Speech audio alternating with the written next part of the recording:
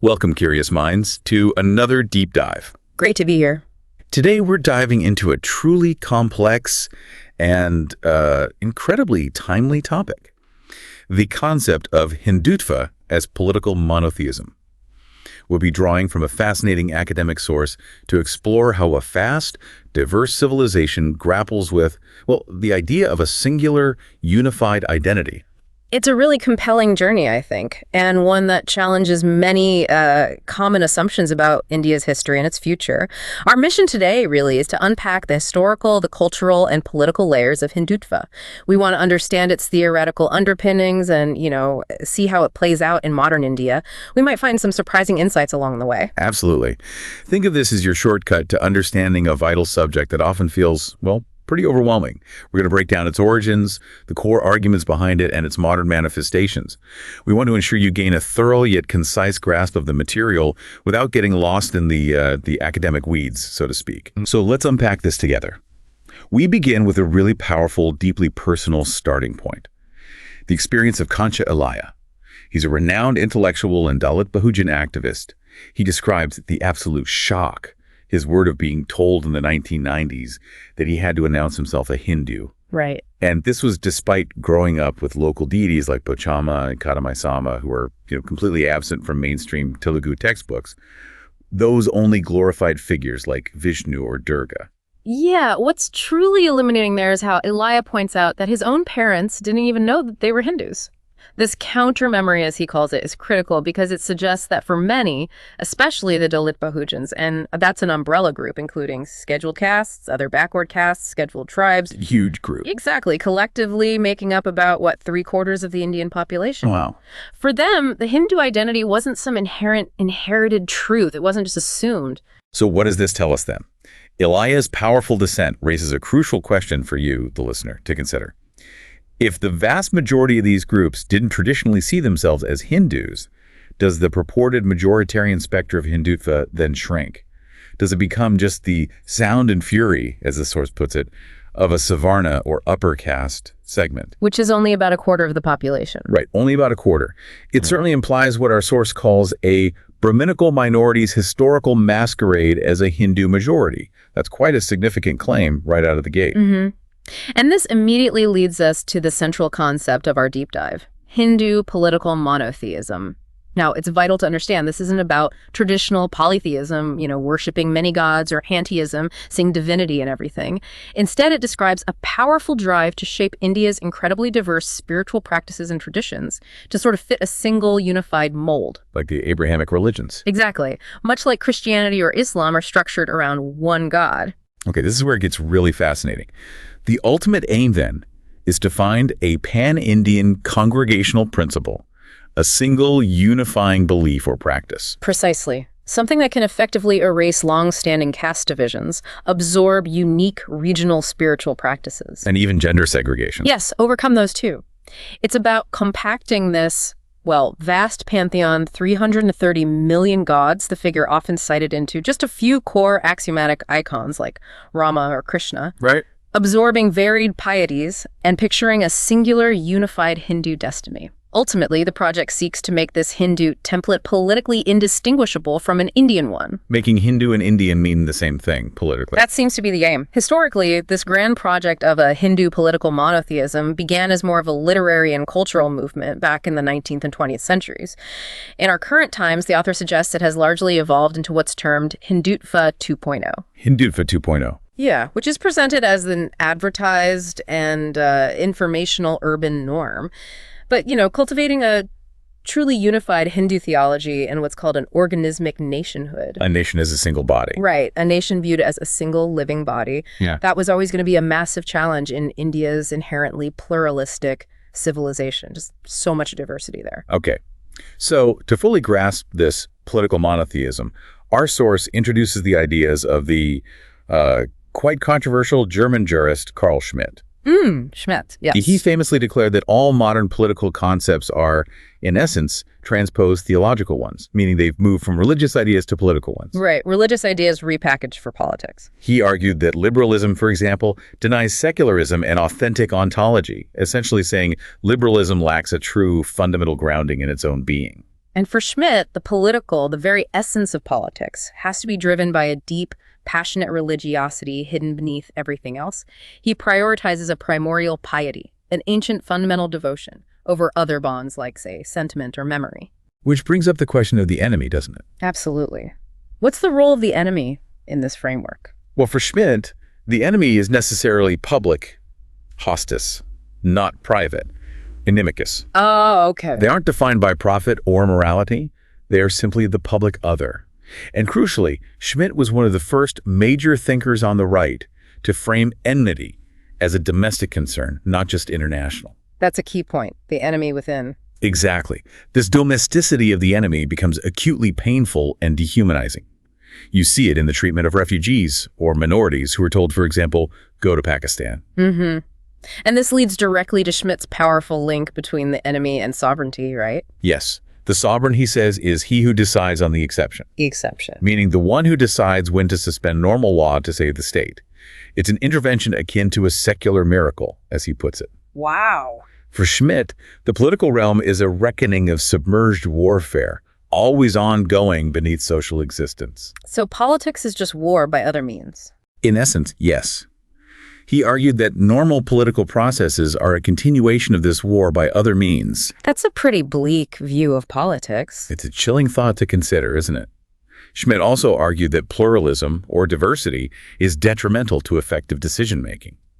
He implied that a singular, undivided will is essential for what he called peopleness, the true essence of a unified people. A single voice. His tribal God reduces mystery to instinctive feelings of enmity and friendship. And he even claimed that humanity itself isn't a political category because humankind has no single universal enemy. Interesting. So the nation-state is the limit. For him, yes. The nation-state can only extend to a certain part of the species, beyond which pluralities simply erode sovereignty. Okay, so if that's the sort of theoretical underpinning with Schmitt, Yeah. how did the very idea of a unified Hinduism even come about historically? Let's rewind a bit. Good question. Back in the 16th century, you had Abul Fazl, Emperor Akbar's court historian. He did an ethnographic study of Indic faiths. What's striking is that he noted monotheistic ideas, sure, but he didn't identify a singular Hinduism or any single unifying principle. What did he find instead? He observed 18 different cosmologies and 162 distinct systems of belief. I mean, just incredible diversity. He even cited Sufi mystics as saints of Hindustan. Wow, 162 systems. That's hardly unified. Not at all. And that contrasts sharply with the colonial logic that emerged later in the late 18th century. The East India Company, looking for a standardized legal system, designated the Manusmriti as the go-to Hindu law. Ah, imposing order. Exactly. They effectively invented a paradigmatic legal template. This administrative taxonomy wasn't just about law. It aimed to define a Hindu subject and really, for the first time, impose a sense of unity on those incredibly diverse practices. Now, I know some recent research challenges this constructivist Orientalist view a bit, suggesting maybe a medieval genesis of Hindu consciousness between the 12th and 16th centuries, partly driven by Islam's presence. But our source notes some critical distinctions there. This proto-Hindu consciousness, if you can call it that, lacked a formal church or a precisely determined laity, a defined body of followers. And crucially, its texts rarely identified Islam as the enemy. That's key.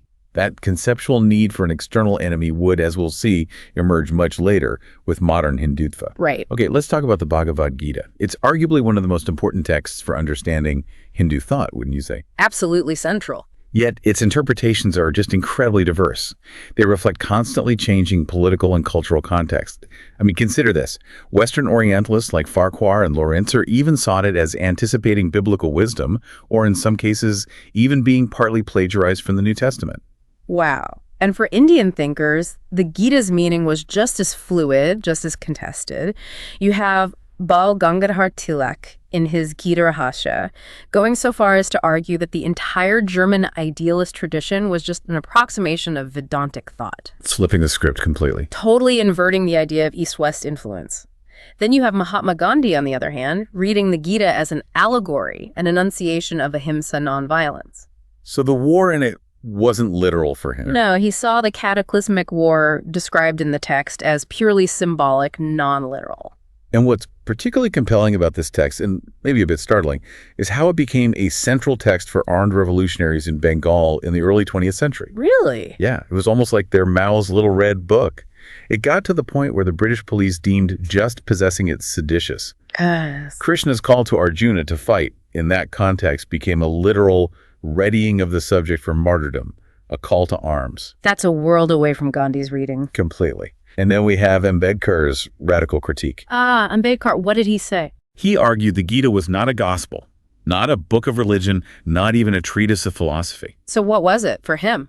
For him, it defended dogmas of counter-revolution. He argued it was actually younger than Buddhism, and that its Brahmana Nirvana theory was derived from Buddhist sources. Wow. So he saw it as reactionary, almost. In a way, yes. It really highlights how even foundational texts can be interpreted to serve vastly different, sometimes totally opposing ends. Definitely. And these different interpretations, they stemmed from various reform efforts, right? In the 19th and 20th centuries. Exactly. Take Raja Ramohun Roy, a key figure in the Bengal Renaissance. He sought to launch a pure Hindu religion based only on the Vedas and Upanishads, the older texts. Okay, stripping it back. Yeah, and he sharply criticized many prevalent idolatrous practices. He talked about human sacrifices and licentious songs, viewing traditional stories of gods like Brahma, Vishnu, and Shiva as, well, unethical. And he wanted a more structured religion. Yes. Roy lamented Hinduism's lack of a Pauline Christianity-like structure. He wanted a singular way of spreading the message, pastoral guidance, basically, a central church or unified teaching authority, which Hinduism lacked. He also championed the eloquence of the Vulgate, promoting discussion of Sanskrit scriptures in other languages, making them accessible beyond the elite. Okay, so that's Roy. What about Bankum Chandra Chhatapahi? He was different, wasn't he? Very different. Unlike Roy, Bankum showed, as the source puts it, strong disinterest in that austere Vedic monotheism. He found it too abstract, too cold. So what did he focus on? He sought to extract a vital universal from what he saw as the jungle of Hindu superstitions. He embraced the adoration of the mother goddess, the emotional power of bhakti, devotionalism. Interesting. And his view of Krishna was also quite unique. Absolutely. Bankum famously reinvented Krishna, not as a miracle worker or a distant deity, but as a figure of excellence defined by exactitude. Exactitude. How so? He presented Krishna as the perfect householder, administrator, diplomat, leader, kinsman, social worker, and friend. Wow, quite the resume. Right. He argued Krishna scored higher than Christ and Buddha because he was deeply involved with worldly works. He didn't renounce them. Involved in the world, not withdrawn from it. Exactly. And what's fascinating is his use of Arabic and Farsi words in his new prose of Hinduness. He was trying to forge a new congregational plane of address, bridging traditional and modern language. That's quite modern, mixing languages like that. It is. He even critically redacted the Mahabharata, questioning its historical authenticity. He wasn't afraid to challenge the texts. Okay, and then there was Dayan Saraswati and the Arya Samaj. Yes. Founded in 1875, this was a strictly Vedic monotheistic order, very distinct from idolatry. And his Shuddhi movement, purification. Right. It aimed to bring outcasts and lapsed Hindus back into the fold. Though our source points out it was often seen more as an entry right into the Arya Samaj itself, not necessarily into Hinduism as a broader category. So distinct from mainstream Hinduism at the time. To the point where, interestingly, in early censuses, Arya Samaj members didn't even register as Hindu. Fascinating. Now, through all this, the caste system is a persistent thread, isn't it? A major challenge. Absolutely. Deeply entrenched.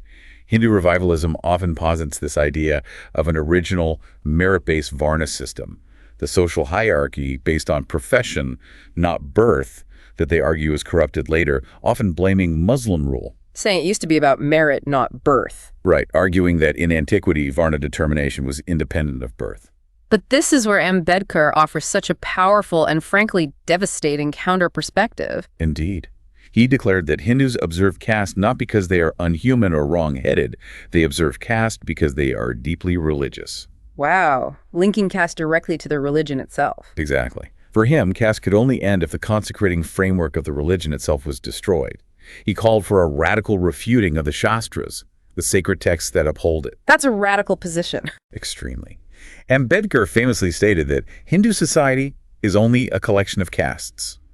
He saw no integrating force among the Hindus to counteract the disintegration caused by caste. No unifying element strong enough. He argued that truly great political transformations had always been preceded by social ones first, and that the Swaraj, or self-rule, envisioned by many Hindu nationalists, fundamentally denied civil rights to vast swathes of the population, particularly Dalits. Which led to his conversion.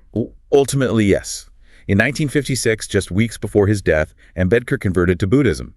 He famously stated he was born a Hindu but would certainly not die one. A powerful rejection. He believed the Brahmaism doctrine, all this is Brahma, the idea that all is one divine essence, actually offered a stronger foundation for democracy than historical Hinduism, which, in his view, failed utterly to organize society according to this principle of equity. That's a profound critique. Now, this brings us to another highly contentious area, the idea of an Aryan race. Ah, yes, the Aryan concept. Hindutva often uses the Aryan as a mythic prefiguration of the Hindu, something transcending history, embodying racial purity, especially in North India. And this connects to colorism too, doesn't it? It does. The source mentions a notorious Indian social predilection for fairer skin being tied into this race thinking. But what does this... Yes, Akhan Bharat.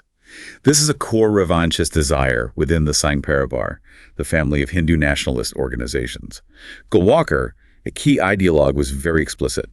He stated, if partition is a settled fact, then we are here to unsettle it. Unsettle partition. That's ambitious. What does that entail? This vision aims for a holy conflagration, basically a massive conflict, to consume past aggressions and reinstate Bharat Mata, Mother India, in her pristine, undivided form. And geographically, what does undivided mean in this view? It means including Afghanistan, Pakistan, Bangladesh, Myanmar, and even part of Tibet. It's a vast territory. Wow. Golwalkar even suggested India should have marched on Lahore and Karachi in the 1965 war, not just to destroy Pakistan's military, but in his words, an entire Islamic horde from Turkey to Iran. That's incredibly aggressive rhetoric. It is. And this deep dive really reveals a fundamental belief in an innate Hinduness. Innate, as in born with it. Yes. Golwalkar, for instance, declared that Hindus get his first samskar rite of passage when he's still in the mother's womb, and are Hindus even before we emerge from the womb. So if you're born in India, you're inherently Hindu in this view. What about Muslims or Christians? Well, this implies that for Indian Muslims or Christians, returning to the Hindu fold isn't a reconversion in the usual sense. What is it then? It's framed as a purification, a return to the home that was always present. It fundamentally denies the very concept of someone choosing to convert out of Hinduness. So you were always Hindu, deep down, whether you knew it or not. There's no escape. That seems to be the logic. Another fascinating insight comes from the Gita Press. The publisher. Yes, an orthodox Hindu media institution. Its main journal, Kalyan, actually featured writings by Congress stalwarts, famous scholars, even some Muslim intellectuals. That sounds surprisingly inclusive. But here's the catch. The operating principle was always that these writers, directly or indirectly, had to acknowledge that a Hindu way of life was in crisis or was being transformed. Ah, okay. So framing Hinduism as under threat was the prerequisite. Exactly. And Kalyan championed a very austere vision of Sanatana Dharma, the idea of an eternal traditional Hinduism. What did that entail? What did they support or oppose? It fiercely supported Varna discrimination and untouchability. It opposed Ambedkarism, intercaste marriages, the Child Marriage Restraint Act, widow remarriage, women's property rights. Oh, very conservative. Extremely. It even opposed birth control and women's education beyond what it deemed dharmic limits, religious boundaries. Very politically. Alarmingly, it advocated for a Hindustan with mandatory military service only for Hindus. Muslims would be debarred from high posts or only given jobs proportionate to their population. That sounds discriminatory, deeply. Its tone, the source says, was often one of a paranoid style and a perpetual sense of victimhood, despite representing the majority. Okay. This inevitably brings up the comparison between Hindutva and fascism. It's often made, but it's complex, right? Very complex and highly debated. Arguments against a simple equivalence include Hindutva's slower, century-long progression compared to fascism's typically rapid flares. And India's diversity makes it harder. Yes, India's inherent pluralism makes a truly pan-Indian fascistic mobilization quite difficult, some argue. Hannah Arendt's distinctions are useful here, aren't they, between Italian fascism and Nazism? Extremely useful. She described Italian fascism as more of a nationalist party dictatorship party, above all, state worship. Right. Whereas Nazism she saw as a truly totalitarian movement aiming for world empire, willing to sacrifice absolutely everything for its ideology. And where does India fit, according to the source? Our source suggests India's situation contains elements of both impulses, the nationalist state worship and the broader ideological movement, and that these impulses are often at odds with each other. Arendt also had that chilling hypothesis about where totalitarianism is possible. Yes, where an exterminating war can be carried out without seriously depleting the population. And she specifically earmarked China and India as potential candidates for a totalitarian turn. Which raises the awful question, what does this imply for India's roughly 200 million Muslims? The source is blunt. It mentions genocidal fantasies, calls to send them to Pakistan, and the specter of detention camps linked to things like the National Register of Citizens, the NRC. It's grim stuff. The author states that the specter of Hindu fascism has grown to haunt modern India, perhaps like no other time in the past. What are the key symptoms cited, particularly in the Modi era? Well, things like a culture of paramilitarism and gangsterism seen in beef lynchings and the violent prevention of intercaste marriages. Right. Also pronounced assaults on free speech, the killings of intellectuals and journalists, and systemic attacks on minorities and students. And within the state itself. This extends to what's called the saffronization, the infusion of Hindu nationalist ideology into the bureaucracy, the media, the police, and even the judiciary. Saffron being the symbolic color. Exactly.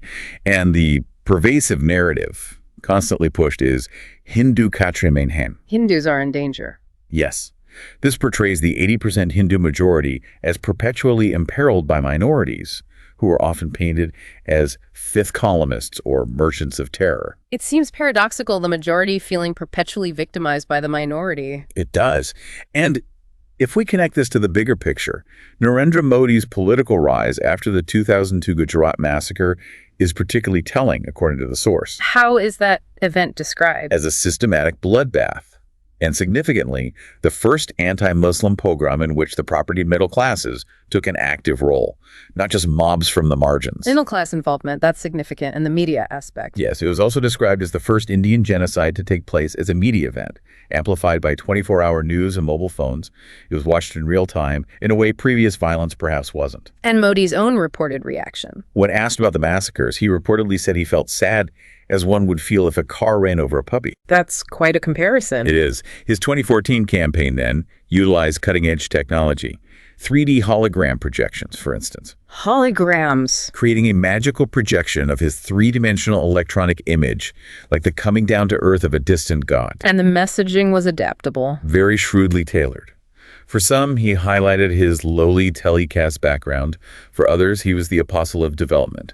For the poor, the humble tea vendor, and for those wanting a strong stance against Pakistan, the bulwark warrior with a 56-inch chest. Different things to different people. Which brings us back to this idea of Hindutva 2.0. What defines it? Well, as articulated in our source, it's way more than just traditional propaganda. Okay. It's described as an insurrection in a general field of electronic culture and politics, driven by new forms of desire, emotional affectations, and, frankly, terror. Verging tradition and tech. Exactly. It cleverly merges Hindu pride with techno-financial growth. It promises a digital India, smart cities, advanced military tech, but all alongside greater authoritarianism. An authoritarianism that reshapes institutions. Yes, reshaping democratic institutions and actively working to eclipse the legacies of Gandhian and Nehruvian pluralism. And this informational world plays a key role. A huge role. It electrifies governance. We've gone from old mainframes to ubiquitous computing, constantly anticipating and shaping human behavior. And the speed of it all. Right. This incredible speed of information operates largely below the radar of human consciousness. It contributes to a post-truth environment where news itself can feel like part of an overall movement of the fake. So truth becomes harder to grasp. What about advertising in this context? Advertising in this digital age aims to reduce purely informative content down to almost nothing, degree zero, the source says. It's all about branding. It's about uninterrupted branding of digital content, integrating marketing into consumer attention contagiously, creating these affinity spaces, online groups, forums that cut across older dividing lines like caste. And Bollywood fits into this picture how? Bollywood is central. It's been key to marketing an idealized vision of India. What vision is that? An English-speaking, tech-savvy, 500 million strong Indian middle-class, democratic, and non-Islamic. That specific number, 500 million. Yeah. And this projection primarily serves to solicit foreign investment, even though, as the source points out, less than 5% of the population would actually qualify for that middle-class status based on purchasing power. So it's an aspirational image, not reality. Largely. And Bollywood cinema itself has increasingly excluded certain groups, hasn't it? Yes, it's increasingly excluded rural India, Dalits, Muslims, the poor, except often just as backdrops or disaster zones. It promotes what the source calls a geotelevisual aesthetic. Geotelevisual. Yeah, where urban Hindu elite life is presented almost as a beautiful artwork. Spaces and objects get imbued with these new spiritual animations. It's a very curated reality. And a chilling example of this aesthetic is the encounter trope in Hindi cinema. The police encounters. Extrajudicial killings. Exactly. Widely understood, the source says, to be categorically fake, where suspects who are predominantly Muslims, Dalits, and the poor are simply shot, often in desolate areas. No trial, no due process. But culturally, they're often celebrated. Disturbingly, yes. Despite being extrajudicial, these encounters are culturally valorized, often imbued with a kind of Baroque moral heroism, an over-the-top justification. So they normalize state violence. They absolutely normalize state violence, particularly against minorities. They reinforce an urban Savarna common sense that directly challenges modern liberal citizenship rights. And the source makes a stark point here. It does. There are no suspects in the totalitarian imagination. The minority is already guilty of all imputed crimes. Already guilty. No need for proof. And this vigilantism has spread further under the Modi era, hasn't it? Yes, with Hindu militias, WhatsApp groups involved in things like cow protection, violently preventing so-called love jihad. That controversial term, alleging Muslim men trick Hindu women into marriage for conversion. Right. And alarmingly, the Uttar Pradesh government has even advertised its track record of police encounters. Advertised killings. And on one occasion, reportedly invited journalists to watch and film the gunning down of two men. That's beyond chilling. It's performative state violence. Which leads to this stark and frankly disturbing distinction the source draws. Between acceptable and unacceptable Muslims. Essentially, figures like the dapper, clean-shaven Khan trio, the famous Muslim movie stars, or Azim Premji, the respected tech entrepreneur, or APJ Abdul Kalam, the former president, the missile man, they are celebrated, included. Okay. But the demographic figure of the Muslim, the ordinary Muslim,